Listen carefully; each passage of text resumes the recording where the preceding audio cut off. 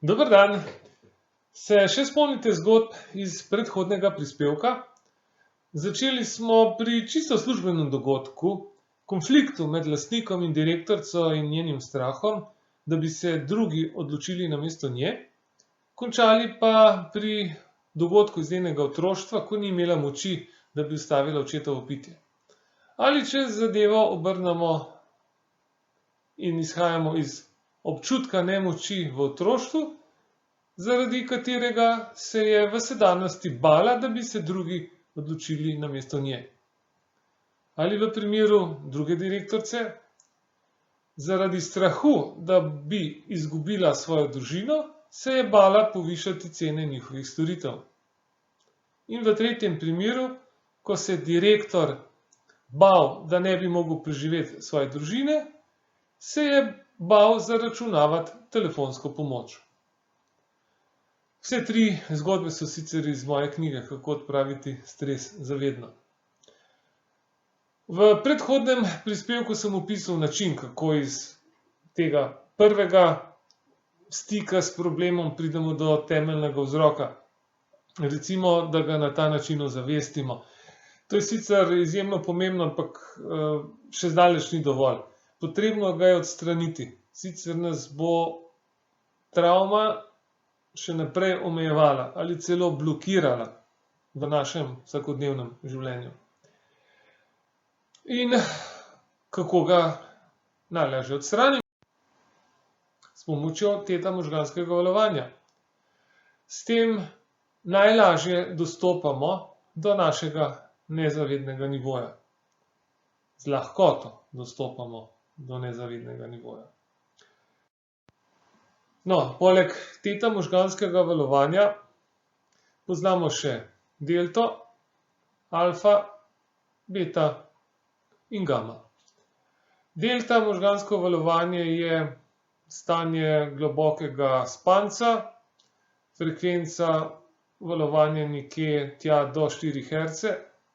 Teta je trden spanec, frekvenca 4 do 8. Alfa je tam nekje med spanjem in budnostjo, z valovanjem od 8 do 16. Beta je med 16 in 32 Hz. Praviloma je to stanje, v katerem se nahajamo čez dan. In gama nad 32 Hz.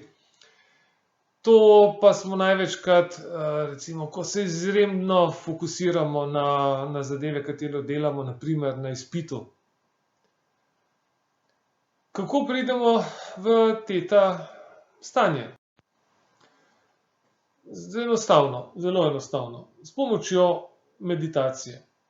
No, ampak zato vam ni potrebno biti menih tam nekje, daleč v hribih, daleč od ponorelega sveta in meditirati leta in leta, da se to naučite.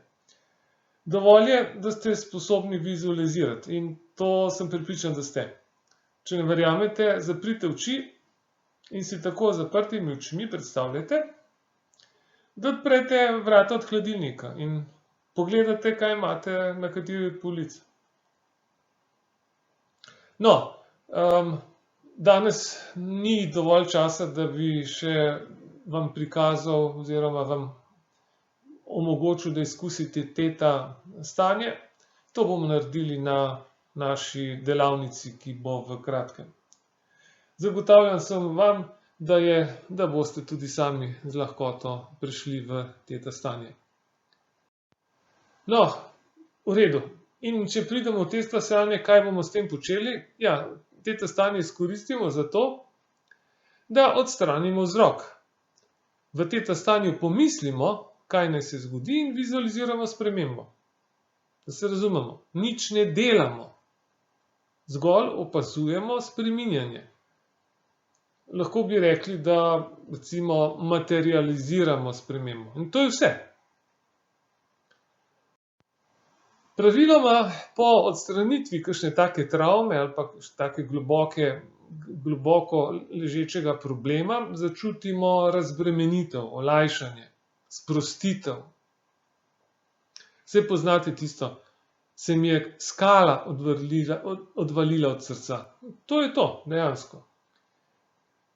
ena gospa v najboljših letih je pred kratkim dejala: "Nekako drugače se danes počutim. Težko opišem, boljše, kot da nekaj manjka v njej." Ja, strah, ki sva ga odstranila.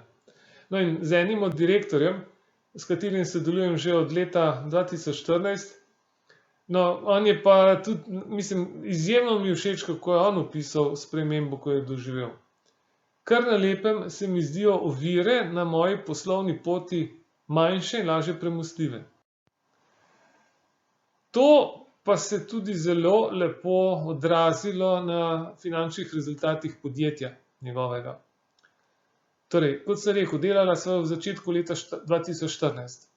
Na koncu leta je bila realizacija za 40% višja od planirane. V letu 2015 je bila realizacija v primerjavi oziroma prihodki v primerjavi z letom 2014 za 70% višji in tako približno po 30% vsako leto. Mogoče boste rekli, ja, splet okoliščin. Zdaj takole.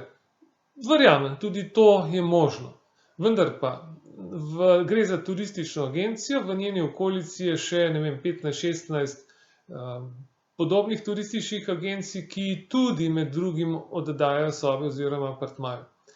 In potem sva rekla, dajva malo to objektivizirati in sva pogledala podatke, kazalnik oddajo pač prenočitvenih kapacitet.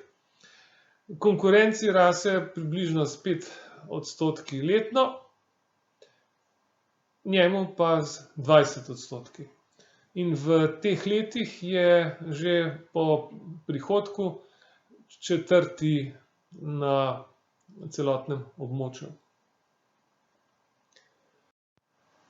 Vse to ni nič presenetljivega, ne? Če pomislite, da so ovire na njegovi poti bile kar na lepem manjše in lažje premostljive. V takem primeru je pač delovanje popolnoma drugačno. Kaj ne? Tako, končajmo za danes. Še naprej vas vabim, spodbujam, da spremljate svoje počutje in si zapisujete, kaj se vam dogaja. Vesel bom kakršnega koli vprašanja. Če ga ne boste poslali po mailu, pa ga boste lahko potem postavili na delavnici, ki jo bomo imeli v kratkem, predvidoma v tednu po veliki noči. Najverjetneje 16. ampak točen termin vam še sporočimo. Hvala za danes in nasvidenje.